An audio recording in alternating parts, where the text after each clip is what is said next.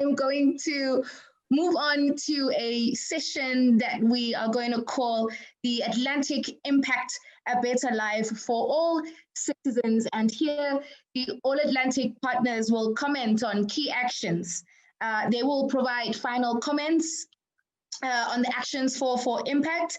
And I will kick off with John Bell, who we saw yesterday, and we're seeing again today, and just heard his name again in Siggy's final comments. So over to you, John Bell.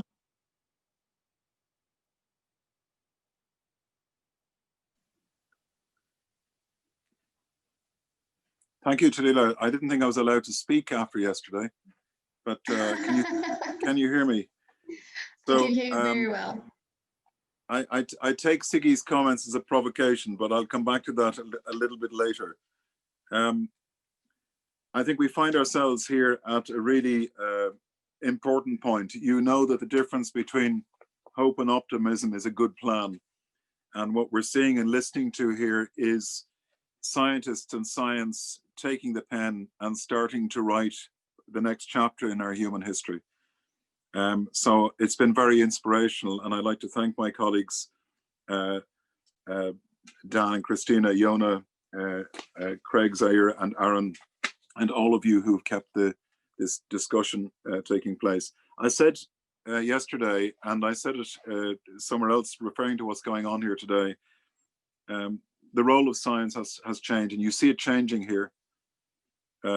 Science has to give courage to policymakers. It has to give space to innovation. It must give respite to nature, and it absolutely has to give hope to people. And that's what we're seeing here. So in the two-day forum, we've seen that since 2013, what Siggy called faith has been set in motion, a process of successful multilateral cooperation and science diplomacy under both Galway and Belém. It's inspiring others to join, and it can serve as a model of how our work together can contribute to deliver the transitions that our Atlantic communities need, while delivering results to contribute to the ongoing work for implementing the UN Decade of Ocean Science for Sustainable Development. And what Peter said, Peter Heffernan, that the next decade is a decade of transformation. I like to think of the analogy of our friends across the water in the United States, where they talk about moving from one thing to a president-elect. I think we need to move out of this terrible year of 2020, move from being subjects of 2020 to citizens of 2030 elect. That is our mandate. I'd like us to continue to consolidate and build together on what we've seen in the last couple of days, to build a connected Atlantic Ocean community comprising all of us, inclusive. I completely agree, the indigenous communities, the knowledge is not a singular word, it's not a monolith, it is a stream in which we must all enter to learn from. To apply the scientific strength, the habit of cooperation, we've taken for granted. It is a wonderful thing, and the capacity to provide solutions and lead the way to a bluer, more sustainable future. I think one of the things that's been inspirational has been our Atlantic youth and the young people coming through, even back to Joseph's inspirational words yesterday. But our cooperation has built an All-Atlantic Ocean Youth Forum and Programme, and that'll equip the next generation with the skills, the education, the training to really become ocean leaders and empower them to drive positive change along and across the Atlantic Ocean, and to show us how it should really be done in the future. In the first year of our Youth Ambassador Programme, and in the middle of a global pandemic, our ambassadors have managed to participate in over 130 events and have reached over 20,000 people during a pandemic. The Youth Forum will be further strengthened by the joint actions launched earlier today. I'm inspired by these young people, and I think Stefan earlier today responded to one of my thoughts that we've been thinking about, is to bring the generations together. A genuine community learns from each other, the young from the old, the older from those who are carrying the processes forward. And I think the idea Stefan came back to today about having ocean alumni to work with our youth forum in spreading the word, I think is a very encouraging idea. I'm interested to hear what my colleagues think about this, because it is through the generations working together that knowledge and wisdom is passed on, and the mistakes of those of us who leave this world in the way it is at the moment can be corrected in the future.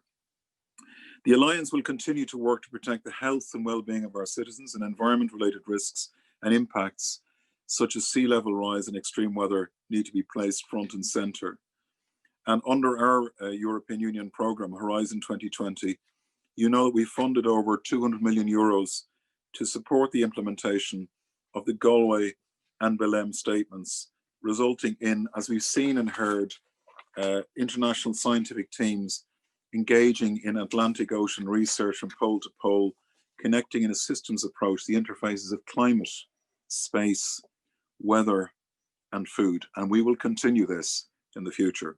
Many of the projects that we have, like the Atlantis project, have shown us that an all-Atlantic observation system can go from project to programmatic level. They've had 113 peer-reviewed publications with 100 more on the way. And there are many more projects like this that we've seen in the course of the last few days. I'd like also to discover the center of our ocean, the Air Center, and the role of the Air Center as a knowledge broker in the middle of our ocean. Their networking Fridays have substantially contributed, especially during the last challenging months, to keep the community connected while enlarging its scope and outreach. And we look forward to them continuing to work with us as our partners. So our All-Atlantic community will also have an All-Atlantic ministerial meeting in the course of the year ahead, where we can see that on the political level, we can have the leadership that we need to take this on to the next stage. So in concluding, I'd like to go back to what Yona said. As science faces out across our ocean, across the dark digital space upon which we communicate, in these last days, in this darkness, we see faces, each other's faces, enlightened with bright and curious thoughts in a spirit of discovery. Our Atlantic Alliance becoming before us an Atlantic community. Our blue enlightenment has begun, and as citizens of 2030, as Jonas said, we now need to connect, to cooperate, and to act for our common ocean, because in the end, as in the beginning, its recovery and our recovery are one and the same thing. Thank you.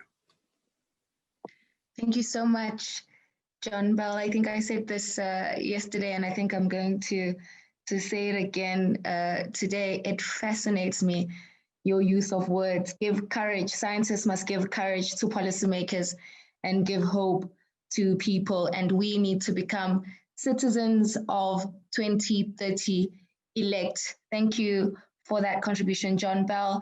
And we'll now take the comments from Maria Zaira Turchi, the Director of Institutional Cooperation, National Council for Scientific and Technology Development in Brazil. Thank you very much. If I'm having some connections problems, maybe if I turn off the camera, if I need to be heard all the time, and I'm sorry for this, but I'll try to go through the end.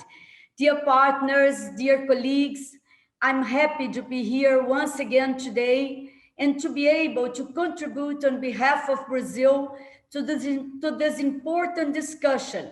And I would like to truly congratulate and thank South Africa for the excellent organization of this forum. It is a real pleasure to be close, although virtually, with all our Atlantic partners.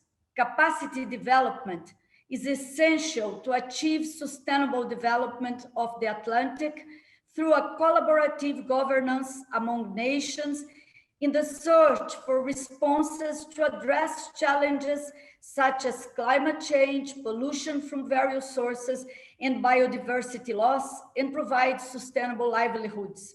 I would like to share a brief overview of the challenging joint actions proposed under the umbrella of the Anchor project.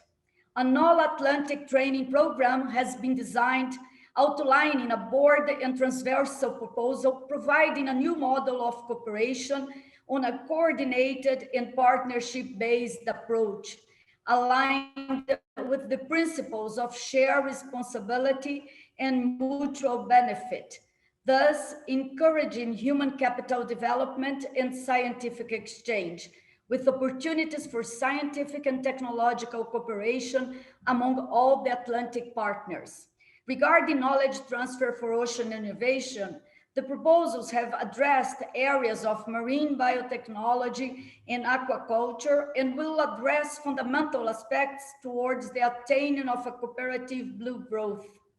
The joint action focused on all Atlantic Ocean data space aims to effectively and efficiently provide quality-checked Atlantic Ocean information through the establishment of an integrated transatlantic data platform for the natural, social, and humanistic-based scientific data inspired by fair and care principles. By providing maximum online availability of this data, it will contribute to increase efforts towards a future way of achieving ocean governance by assuring that all stakeholders have free access to relevant data, securing sustainable stewardship of the Atlantic Ocean for the global common good. They will benefit all the Atlantic partners and is fully aligned with the UN Ocean Science Decade, thus allowing a solid science-based decision foundation in the fields of blue growth. Concerning ocean literacy and citizen awareness, the All Atlantic Blue Schools Network is a program targeted at schools from the countries of the Atlantic region and co-developed in close collaboration with the local education communities, contributing to educate responsible and active generations aware of the need of sustainability regarding the resources and services provided by the Atlantic Ocean. The collaborative work is strategic to involve the educational community and the younger generations in a cultural and environmental transformation towards a healthy, resilient, and productive ocean. The proposed All-Atlantic Marine Research Infrastructure Network is aimed at the creation of a long-term collaboration framework to promote and facilitate the convergence and the alignment of research and innovation infrastructures for ocean research, optimizing their use and sharing and articulating observation activities conducted in the Atlantic Basin. If we attain synergy among these ambitious but well-structured proposals, the All-Atlantic Ocean Research Alliance will be well succeeded in achieving a governance for the sustainable development of the Atlantic in coordination with the UN Ocean Decade, promoting a new wave of blue growth that is inclusively relying on the best science for decision-making and which addresses the challenges for a better use of our Atlantic Ocean. I would like to thank all the experts and coordinators of the proposals and the coordination and partners of the Anchor project, who worked very hard to conceive these actions in a cooperative and respectful way. I would like also to give my special congratulations to our 3 new Brazilian youth ambassadors, Julia, Danielle, and Raqueline, who represent our country from south to northeast up to our Amazonian north. They will now bring their contributions together with our 2019 ambassadors, Mariana, Raíza, and Leandro, to disseminate and communicate the importance of our Atlantic, acting as multipliers for a major awareness and engagement of society in this task force that we are all committed to. We are confident that their engagement can be a contagious example of love and care for the ocean. Our All-Atlantic Alliance has been growing fast and strong, and I'm happy to express our full support to the new initiative announced by John Bell of setting up the All-Atlantic Ocean Elders. This would very much enrich what we are building together, capitalize capacities and brilliant minds devoting their efforts to the ocean. We are happy to add this new milestone to our journey as a legacy of this important forum, which testifies once more our total alignment in terms of policies, priorities, and actions for a better future. Thank you very much. Thank you so much, Maria, for that very in-depth and all-encompassing comment. Thank you very much. Moving on to the Assistant Administrator for Oceanic and Atmospheric Research, National Oceanic and Atmospheric Administration at the United States of America, Craig McLean, the stage is yours. Thank you very much. And as we approach the close, I have to apologize in advance. My time will be short and I will need to depart shortly after these remarks. But let me not rush through the notion of recognizing Siggy Gruber's retirement and the remarkable contributions she has made to this entire community. Siggy, thank you very much. Well, if I could summarize what I have learned over these past 2 days, I think we have some opportunities in front of us. We've had a rather thorough discussion about what is happening in some of the components of the Atlantic, the All Atlantic. But I would like to touch on governance, on sustainment of this activity, and then on future directions that we might be able to take. So first off, in looking at the governance we have, there are some foundational elements. Of course, I do believe this all started with Galway. Thank you, Peter Heffernan and John Bell. Thank you to our Canadian counterparts. I do want to underscore Ellen Ketchington's comment, which I do believe that we need to be looking in the totality of what's going on in the Atlantic. And I think we saw a lot of opportunity here, largely led through the European Union Horizon 2020, which is an exercise, a financial investment and a commitment, which I truly commend. We need to look, in addition to the Horizon 2020, what's going on elsewhere, things like the campaign oceanography that's taken place this past year, the Atomic Project, looking with many nations, including Caribbean nations in the Caribbean region and tropical Atlantic area, looking at Mosaic, where we had, with German leadership, we had a ship locked in the ice for a year, which was a first, and many other components, which I would like to bring into more an expansive question and expansive view, but learning a greater detail about the Benguela Commission, the Abidjan Commission, other components of regional organizations really do nest. And I think it's important for us to be describing how that nesting fits into the larger enterprise of an all-Atlantic alliance.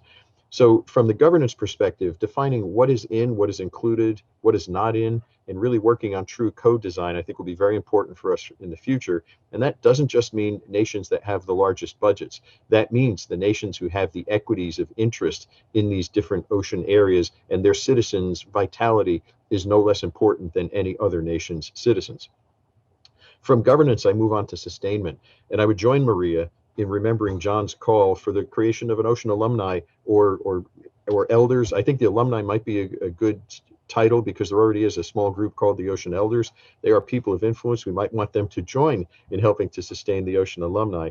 But Siggy, as you move on, I think the list would be growing for who should be part of that. And as Peter Heffernan said, if you want something done, give it to Siggy Gruber. John, just a suggestion. So the youth ambassadors are marvelous. I support them. I delighted in seeing the remarks from Bianca and several others. We have to keep this up because as we start the next future wave, the ocean decade, many of us will be here for the beginning of the decade as we are. Many of us may not be in any positions to help guide, and perhaps we shouldn't be. We should be turning the decade over to the early career professionals. So let me touch on the future of the All-Atlantic.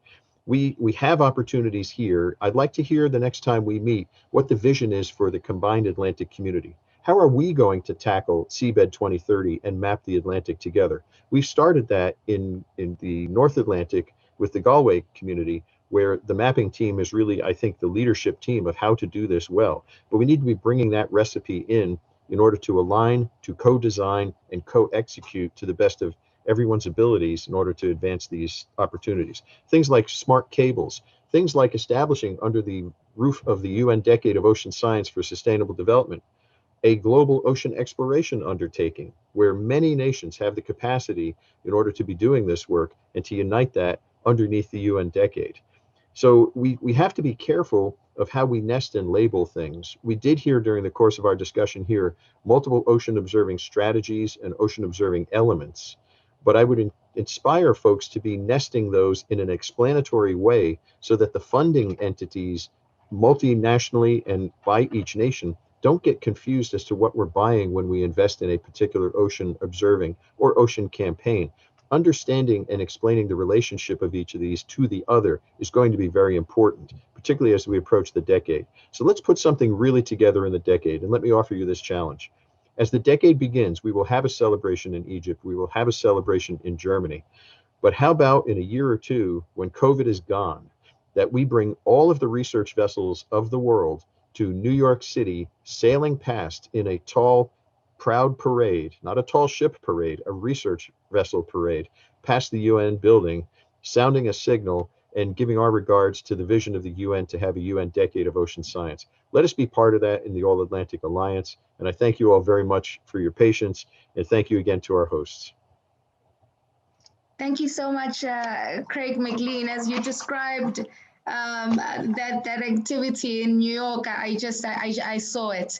You described it in a way that made it really come alive, and I really do look forward to that. Whether I am there or not, I look forward to it taking place. I'm going to now move on to Aran McPherson, who's the Assistant Deputy Minister for Fisheries and Oceans in Canada. Thank you, Aran. Good afternoon and good evening, everyone. Bonjour tout le monde. As others have said, thank you very much again to our host for bringing us together and for designing such an informative and inspiring agenda. The discussions that have taken place over the last 2 days have provided us with an opportunity to showcase some of the incredible science and ocean policy work that's taking place across the Atlantic Ocean. It's clear that we're already working together in a tremendous way to increase our knowledge, to share data, to inspire innovation and technology, not only to address specific scientific questions, but also to inform ocean policies and decision-making to support the sustainability of our oceans. I hope the past 2 days will also help to further catalyze the collaborative efforts underway in the Atlantic Ocean by aligning and leveraging the existing partnerships and helping to create new ones. And as others have said, I think one of the key themes from the presentations and the discussions has been the importance of really strengthening the science-society interface through inclusive and diverse processes and partnerships. It will be important for each of us to strive to think beyond our existing networks and actively seek to broaden our ocean community and include other knowledge systems if we're going to be successful in achieving our goals. We see the upcoming Decade of Ocean Science for Sustainable Development as a really key mechanism for mobilizing the science needed to ensure the healthy and sustainable ocean for future generations. But achieving this decade goal will require new and different types of collaborations. One way we're trying to respond to that challenge at Fisheries and Oceans Canada is preparing to launch a collaborative center in early 2021 that we hope will be recognized as a decade action. This collaborative center can help serve as a hub to support coordination of decade activities and assist in reinforcing the need to better connect ocean science and society. I'd like to take a minute to just congratulate our new cohort of All Atlantic Ocean Youth Ambassadors. I've no doubt that the next generation of ocean professionals will play an important role in our collective efforts throughout the decade and beyond. To conclude, I'd like to thank all the participants, the excellent presenters, the moderator, and our hosts for such a productive forum. I'd also particularly like to acknowledge the leadership of my Galway and All Atlantic colleagues. Ziggy, we wish you a wonderful retirement and we're extremely grateful for your tireless efforts. This process has already been the springboard for valuable partnerships and has and continues to mobilize action across and along the Atlantic. As Ziggy, Vladimir, and Dr. Hilmi have mentioned, preparations to prepare for the Ocean Decade are underway. So I encourage us all to look for ways to get involved. And I'll just do a little commercial for a session that takes place on December 10th that will address best practices to deliver co-designed solution-oriented actions in the North Atlantic. You can get more information about that at oceandecade.org. So thank you very much for the opportunity to participate, and I look forward to continuing to work with you all. Thank you so much. And that was oceandecade.org to participate in that in the 10th of December. And now we go to the last speaker for the Atlantic Impact, A Better Life for All Citizens session, and that is Gilbert Siko, who is the Director for Marine and Polar Research at the Department of Science and Innovation in South Africa. Over to you, Gilbert. Good evening, morning, and good afternoon, everyone. Also like to take this opportunity to thank Sigi and to recognize the enormous contributions. I mean, nobody would have imagined a few years ago, we met in meetings in Rome, that this would have grown to such an enormous initiative. Thank you very much for your contribution, Sigi. I think we will definitely value your continual contributions. So from the today's discussions, I think for me, the key message that I've been able to draw was that the importance of involving society when we are focusing on societal benefits. I mean, what came out was that partnership with society is very much important. That means partnership should be real. I think during the panel discussion, a clear picture of the world was shown, particularly that what emerged from the discussions and the presentations that clearly indicated the report, the Global Ocean Science Report, which gave a clear, vivid picture of how the world basically looked like with regards to research, oceanic research, particularly with regards to Africa, which basically sort of like disappeared. So even though what emerged was that in the panel discussion was that quite a lot of research has been done through partnership, but then the reciprocal benefits have not been able to come out. So that ultimately partnership in this case should have indeed be real partnership. The panel, however, agreed with the issues raised that partnership should be emphasized, and we should also take a lead from what's currently happening due to the COVID-19 challenges, where society ultimately looks at science for solutions. I mean, we continually see again and again, after the aftermath of the tsunamis and cyclones, that societies looks to science for solutions. And also questions are asked to science. What happens? Why did science not see this coming? What I've gathered from the yesterday's and today's discussion was that Atlantic Ocean's researchers need to provide useful solutions to the society. Today, it was clarified that we do not need to feed society with raw data, but process data. We need to process that data.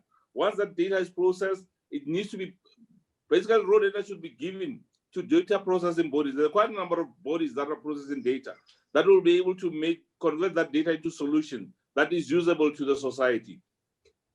Again, the all Atlantic projects that were showcased yesterday also agreed and emphasized the importance of collaboration. There were different models that were presented and that were described to say this is what is possible, and it shows that there is openness as well, that even those that are not as yet partners, they're still open to join and be partner with this project, so that ultimately we realize the aspirations of the All Atlantic, mainly the Galway and the Belém statement. There was also consensus that there is a need to align with the UN Decade of Ocean Science for Sustainable Development. It emerged that we need to be equal in terms of sharing. The notion of sharing was dissected and put out clearly to ensure that there are no misconceptions and misunderstandings. It became clearly that all Atlantic Ocean Research should explore how initiatives should formally contribute to the UN Decade of Ocean Science for Sustainable Development implementation plan. The keynote by Karim Himri indicated how Africa sees the decade as an opportunity to take initiative to increase contribution to protect the ocean and grow the societies. We have also been challenged again to make game-changing steps, to ensure that we make significant contributions to the UN Decade of Ocean Science for Sustainable Development. But then I'm, however, very highly motivated by the work that is forthcoming. This stems from the Anchor Joint Actions, as Zahira has alluded, has described them, and also the Atlantic, basically the projects that were presented yesterday that actually were halted. Some of them were disturbed by the pandemic, but then they have shown that their enthusiasm to ensure that there is a step change. And I'm also encouraged as well by the Atlantic Youth Ambassadors, and I believe that they will contribute significantly in uplifting our society. The role of science to policy has also been subtly indicated, but then it came out in so many occasions that its presence is significant. It emerged from the first keynote and to the last panel discussion, where the role basically to say science should provide solutions to the policy situation. So I'm very much optimistic with regards to the initiatives that have been initiated here, and then also looking forward to ensure that we grow this platform, and then also encouraged by what John Bell has also been proposing, that we should not necessarily, we should also have a platform to have knowledge. Knowledge does not erode. So we should make sure that whatever knowledge we have should be kept in the system. I thank you. Thank you so much, Gilbert, for those comments, and to all the Atlantic partners that just shared their comments with us in the past 2 days. And I think for me, it's very clear that there's a lot of positivity in the air. There's a lot of looking forward to ensuring that the people directly benefit from the research, and that science is able to inform policy in the best ways possible to be able to advance socioeconomic development. And with that, I think I'm going to go now to Carla Matias dos Santos, who's the Counselor for Research and Space at the Portuguese Permanent Representation, who's going to speak to us about the All Atlantic Ministerial. Over to you, Carla. Thank you. Thank you very much, and good afternoon to everyone. It is a pleasure to be here with you and to be able to speak on behalf of the forthcoming Portuguese presidency of the EU starting January 2021. But first, let me just say a word of appreciation to our hosts for the fantastic event, and also to Siggy Gruber for her fantastic cooperation and contributions to this all-Atlantic process. Of course, I'm sure we will be able to continue to count on her. But first things first, let me just give you a brief overview of the priorities of the forthcoming Portuguese presidency. We could summarize them in 5 key words, and those key words would be resilience, social, green, digital, and global.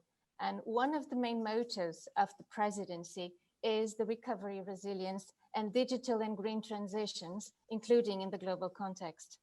The topics that were discussed yesterday and today in this event, they are very much in line with these priorities, namely on how the All-Atlantic Ocean Research Alliance can contribute to socioeconomic recovery of the countries and communities of the Atlantic, and the continued importance of protecting our blue economy for a sustainable use of our ocean and for pursuing the climate neutral objectives.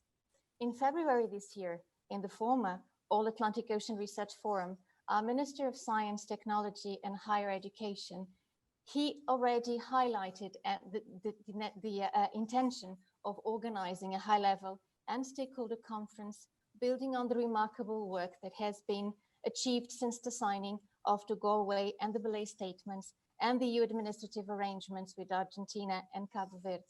At the time, he mentioned 3 points that I would like to remind you about. Firstly, the need to go deeper in knowledge and for a new approach in knowledge production in a user-driven and transdisciplinary manner. Secondly, the need to engage citizens when designing research, and for example, the Horizon Europe mission in the year of healthy oceans, seas, coastal and inland waters is an important example in this regard. Thirdly, the need to better use the opportunity of digital transformation and better develop intelligence systems to integrate space-based data and in-situ ocean data, what we call the Ocean Space Climate Nexus. We are happy to announce that this high-level and stakeholder event with a ministerial dimension will indeed take place on the 3rd and 4th of June 2021 in Ponta Delgada in the Azores, devoted to All-Atlantic R&I for a Sustainable Ocean. The high-level and stakeholder conference will build on these ideas based on strengthening R&I cooperation across and along the Atlantic, Atlantic Ocean from pole to pole in a joint work towards addressing the wider challenges we are facing. The conference will bring together high-level representatives and marine research and innovation stakeholders, and it will be the opportunity to discuss the progress made so far and see innovative ways to keep the collaboration growing through sharing of knowledge, data, experiences, and instruments. A pledging platform will also be launched before the event as a new collaborative approach, intending to provide an understanding of the Atlantic marine R&I cooperation, enhancing stakeholder participation to co-design future actions and to monitor progress. We hope this will contribute to enlarging the joint cooperative efforts, capturing the outcomes, including of this event we are having today, and keeping the momentum going. The conference ministerial dimension linked to the stakeholders' dynamic participation and side events will surely ensure the adequate involvement of the all-Atlantic states. And some of the side events were actually mentioned today, like the summer school for the youth ambassadors that was referred to beforehand. And the side events are equally very important to continue promoting the cooperation, the connectedness, and the collaboration between the whole Atlantic community. So a final word to say that, of course, you are all invited to attend this high-level and stakeholder event. It will be a pleasure to have you in the Azores in June next year. Of course, we don't know how the pandemic situation will evolve, so we are prepared for all the contingency measures and also to organize an hybrid event if that is the case. So indeed, you are all invited to attend when we hope to continue this fantastic path on our all-Atlantic collaboration. And a final word again to thank the hosts for organizing this fantastic event. Thank you so much. Thank you so much, Carla, for that very warm invitation to the All Atlantic Ministerial event taking place next year in June. Thank you very much.